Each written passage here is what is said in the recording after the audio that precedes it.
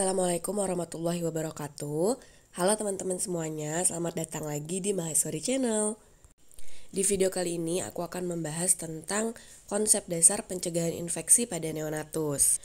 Karena sebentar lagi pelaksanaan tes CPNS dan P3K akan dilaksanakan, jadi teman-teman harus gas belajar dari awal ya. Nggak perlu berlama-lama, kita langsung aja masuk ke pembahasan materinya dulu. Pengertian pencegahan infeksi. Jadi pencegahan infeksi merupakan penata laksanaan awal yang harus dilakukan pada bayi baru lahir karena bayi baru lahir sangat rentan terhadap infeksi. Prinsip umum pencegahan infeksi. Jadi dengan mengamati praktik pencegahan infeksi di bawah ini akan melindungi bayi, ibu, dan pemberi perawatan kesehatan dari infeksi. Hal itu juga akan membantu mencegah penyebaran infeksi. Jadi ini adalah beberapa prinsip umum pencegahan infeksi. Yang pertama, berikan perawatan rutin kepada bayi baru lahir. Kedua, pertimbangkan setiap orang termasuk bayi dan staf berpotensi menularkan infeksi. Ketiga, cuci tangan atau gunakan pembersih tangan. 4, pakai pakaian pelindung dan sarung tangan. 5, gunakan teknik aseptik. 6, pegang instrumen tajam dengan hati-hati dan bersihkan jika perlu, sterilkan atau desinfeksi instrumen dan peralatan. 7. Bersihkan unit perawatan khusus bayi baru lahir secara rutin dan buang sampah. 8. Pisahkan bayi yang menderita infeksi untuk mencegah infeksi nosokomial. Tindakan umum pencegahan infeksi pada bayi baru lahir adalah sebagai berikut. Yang pertama, mencuci tangan secara seksama sebelum dan setelah melakukan kontak dengan bayi. Kedua, memakai sarung tangan bersih pada saat menangani bayi yang belum dimandikan. 3. Memastikan semua peralatan termasuk klem, gunting, dan benang tali pusat telah didesinfeksi tingkat tinggi atau steril. Keempat, memastikan bahwa semua pakaian, handuk, selimut, serta kain yang digunakan untuk bayi telah dalam keadaan bersih. Kelima, memastikan bahwa timbangan, pita pengukur, termometer, stetoskop, dan benda-benda lainnya yang akan bersentuhan dengan bayi dalam keadaan bersih. 6. Menganjurkan ibu menjaga kebersihan diri, terutama payudaranya dengan mandi setiap hari. Bagian puting susu tidak boleh disabun. 7. Membersihkan muka, pantat, dan tali pusat bayi baru lahir dengan air bersih, hangat, dan sabun setiap hari. Dan yang terakhir, menjaga bayi dari orang-orang yang menderita infeksi dan memastikan orang yang memegang bayi sudah cuci tangan sebelumnya. Oke, kita lanjut, yaitu tentang jenis-jenis pencegahan infeksi pada neonatus. Yang pertama, pencegahan infeksi pada tali pusat. Upaya ini dilakukan dengan cara merawat tali pusat yang berarti menjaga agar luka tersebut tetap bersih, tidak terkena air kencing, kotoran bayi, atau tanah. Kemudian pemakaian popok bayi diletakkan di sebelah bawah tali pusat. Apabila tali pusat kotor, cuci luka tali pusat dengan air bersih yang mengalir dan sabun, segera dikeringkan dengan kain kasa kering dan dibungkus dengan kasa tipis yang steril dan kering. Tanda-tanda infeksi tali pusat yang harus diwaspadai antara lain kulit sekitar tali pusat berwarna kemerahan, ada pus atau nanah, dan berbau busuk. Kalau sudah melihat tanda-tanda infeksi tali pusatnya sampai kemerahan dan berbau busuk, maka harus segera dibawa ke fasilitas kesehatan ya. Yang kedua, pencegahan infeksi pada kulit. Beberapa cara yang diketahui dapat mencegah terjadi infeksi pada kulit bayi baru lahir atau penyakit infeksi lain adalah dengan meletakkan bayi di dada ibu agar terjadi kontak kulit langsung ibu dan bayi, sehingga menyebabkan terjadinya kolonisasi mikroorganisme ibu yang cenderung bersifat non-patogen, serta adanya zat antibodi bayi yang sudah terbentuk dan terkandung dalam air susu ibu. 3. Pencegahan infeksi pada mata bayi.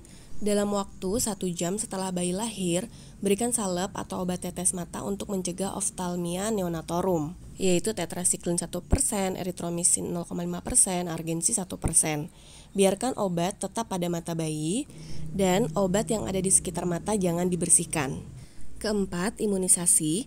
Pada daerah resiko tinggi infeksi tuberkulosis, imunisasi BCG harus diberikan pada bayi segera setelah lahir. Pemberian dosis pertama tetesan polio dianjurkan pada bayi segera setelah lahir atau pada umur 2 minggu. Maksud pemberian imunisasi polio secara dini adalah untuk meningkatkan perlindungan awal. Imunisasi hepatitis B sudah merupakan program nasional meskipun pelaksanaannya dilakukan secara bertahap. Nah oke teman-teman, itu tadi pembahasan materinya. Sekarang seperti biasa kita masuk ke latihan soal. Nomor 1, seorang bayi lahir di BPM, keadaan waktu lahir sehat, lahir langsung menangis, selanjutnya dilakukan perawatan bayi segera setelah lahir. Dalam merawat bayi, bidan sangat memperhatikan prinsip pencegahan infeksi. Yang dimaksud prinsip tersebut adalah A. Bayi dirawat bersama dengan ibunya, B. Cuci tangan sebelum dan sesudah merawat bayi, C. Mengajarkan IMD, D. Semua orang selalu bisa menularkan infeksi. Nah, jadi teman-teman, yang ditanyakan ini adalah prinsip pencegahan infeksi dari si bidannya ya. Jadi udah jelas jawabannya, yaitu yang B. Cuci tangan sebelum dan sesudah merawat bayi. Kita lanjut soal nomor 2. Tanda-tanda infeksi pada tali pusat yang perlu diwaspadai bidan adalah A. Kulit sekitar tali pusat kemerahan, B. Tali pusat layu, C. Tali pusat tidak segera terputus, D. Tali pusat kering. Nah, ini tadi udah kita bahas ya, tanda-tanda infeksi pada tali pusat itu apa aja, yaitu di sekitar tali pusatnya berwarna kemerahan, kemudian ada nanah atau pus dan berbau busuk. Jadi nomor 2 ini udah jelas jawabannya, yaitu yang A. Kulit sekitar tali pusat kemerahan. Kita lanjut soal nomor 3. Seorang bayi lahir di BPM, BBL 3200 gram, PBL 49 cm. Selanjutnya, bayi dilakukan perawatan pada bayi baru lahir. Bidan sangat memperhatikan tindakan umum dalam pencegahan infeksi. Yang termasuk tindakan kasus di atas adalah A. Pakai sarung tangan saat merawat bayi yang sudah dimandikan, B. Bidan harus sangat hati-hati dalam merawat bayi, C. Memastikan semua pakaian digunakan bayi dalam keadaan bersih, D. Orang-orang dari luar ruangan bayi tidak boleh mendekat. Nah, jadi di sini yang ditanyakan adalah tindakan bidan dalam pencegahan infeksi, tindakan umumnya. Beda dengan prinsip ya, teman-teman.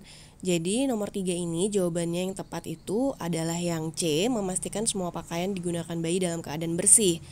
Nah, untuk pilihan A sama B itu juga termasuk pencegahan infeksi, tapi masuknya itu adalah prinsip, sedangkan di soal ini yang ditanyakan adalah tindakan umum.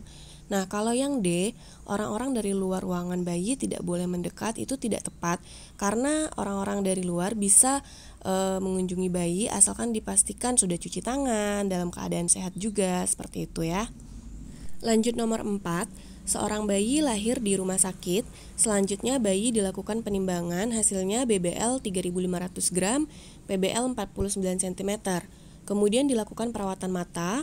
Pada kasus di atas, perawatan yang benar adalah A. Diolesi salep mata tetrasiklin 2%, B. Diolesi salep mata eritromisin 1%, C. Diolesi salep mata eritromisin 2%, D. Diolesi salep mata tetrasiklin 1%. Oke, teman-teman, ini adalah tindakan untuk pencegahan infeksi pada mata. Jadi, udah jelas ini jawabannya adalah yang D, salep mata tetrasiklin 1%. Kalau eritromisin itu juga betul, tapi dosisnya salah ya. Kalau eritromisin dosisnya adalah 0,5%. Kita lanjut ke soal yang terakhir. Seorang bayi lahir di BPM, lahir langsung menangis, BBL 3250 gram, PBL 50 cm. Selanjutnya dilakukan tindakan pencegahan infeksi kulit.